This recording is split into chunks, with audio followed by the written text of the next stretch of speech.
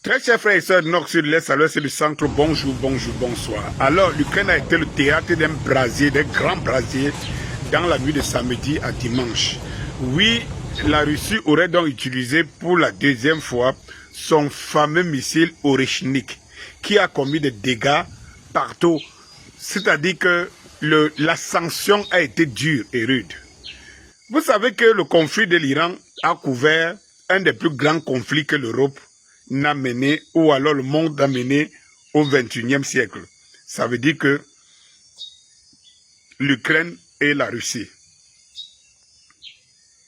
Entre-temps, on ne sait pas à quel niveau les gens se trouvent, et on est allé jusqu'à prétendre que, en fait, la Russie était incapable de battre l'Ukraine. C'est pour cela que depuis plus de 4 ans, la Russie est embourbée. Tous ces derniers temps, on a même dit que l'Ukraine a récupéré 150 km de son territoire et tout. Quand nous pensons que la Russie occupe plus de 20% du territoire ukrainien, on a à se poser la question où les Occidentaux se contentent maintenant du peu. Mais on ne vous a pas dit, parce que depuis un certain temps, par rapport à la guerre d'Iran, la Russie avait baissé un peu la garde. Parce que vous savez, les Russes, dès les premières années de la guerre, avaient misé sur le muscle. Et très vite, ils avaient compris qu'ils avaient 51 États en face d'eux et que ce n'est pas l'Ukraine avec l'Ukraine qu'ils combattaient.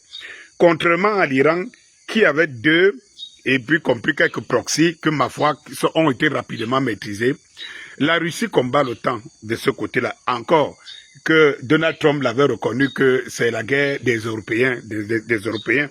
Vous vous souvenez, et ils ne s'en cachent pas. Ils votent des paquets de sanctions sur paquets de sanctions. Ils sont aujourd'hui soit 22e, ils vont monter 23e. Mais jusque-là, Israël n'a reçu aucune condamnation officielle, malgré le génocide dont la Russie n'a pas fait depuis plus de 4 ans de guerre. Alors, tous ces derniers temps-ci, l'Ukraine sort un peu la tête de l'eau, frappe en profondeur avec des drones kamikazes et tout. La Russie frappe des infrastructures et tout ça. Et dans les médias mainstream, ça va à quelle joie, l'Ukraine se relève, l'Ukraine remporte des victoires et tout. Comme si cela ne suffisait pas, il arrive donc ces jours-ci et avant-hier, l'Ukraine a fait une frappe en profondeur sur le territoire russe. Mais un grand restait un grand. La Russie ne sait pas les États-Unis. La Russie, c'est pas le bruit, c'est pas les États-Unis. Alors, pour punir l'Ukraine et donner un avertissement une bonne fois pour toutes aux Occidentaux, la Russie a fait fort. Les images parlent d'elles-mêmes. Fort, les images parlent d'elles-mêmes. Au point où même les médias mainstream n'arrivent même pas à commenter ce qui s'est passé hier, dans la nuit d'hier à ce dimanche en Ukraine. Mais c'est très grave. C'est la débandade totale. C'est la catastrophe. Et alors, comme d'habitude, les Occidentaux montent au créneau et dénoncent l'utilisation de Oreshnik en Ukraine et tout. Vous voyez comme ils le font en Iran. C'est-à-dire que, pas en Iran, au Mali. Est-ce que vous avez remarqué qu'on dénonce l'utilisation d'une arme quelconque à Israël? Pas Israël. Est-ce qu'on dénonce l'utilisation d'une arme quelconque par les États-Unis? Non. Et tout. Et tant qu'eux, ils peuvent gagner, tout est normal. Mais tant qu'on le gagne, il faut qu'on trouve un moyen pour essayer de diluer le pouvoir et la puissance de l'adversaire. Mais ça ne marche pas. Bien au contraire, la réponse russe a été nette et claire. Nous n'avons même pas armé les têtes. Les têtes.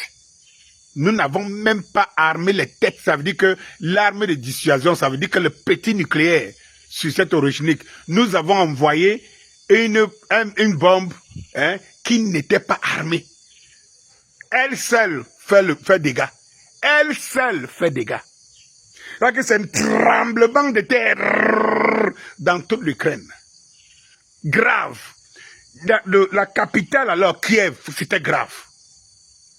Oui, c'est la braise partout. Ça, c'est la Russie, notre tante frère.